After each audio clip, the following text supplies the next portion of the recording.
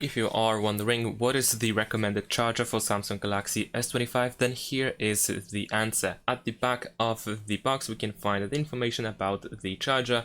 More precisely, the power adapter should have something between 10 to 25 watts. Of course, 25 watts is the maximum power that the device will use in order to charge its battery, but if you have a stronger charger that has more watts, then it's still fine. It will still work. It just won't use the whole power that the power adapter can provide. And unfortunately, as we don't have the power adapter in the box, as we don't get it with the phone, in that case we need to purchase it individually.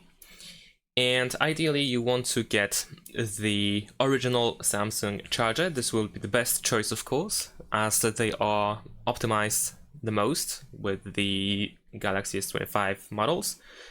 But if you cannot get the Samsung power adapter, you can still get pretty much any other. Ideally you still want to use some sort of original power adapter or charger, for example from Xiaomi or Motorola. They will still work just fine as long as the input in the power adapter is correct, because we have USB-C cable. I mean, the original one is USB-C on both ends, so you need to keep that in mind.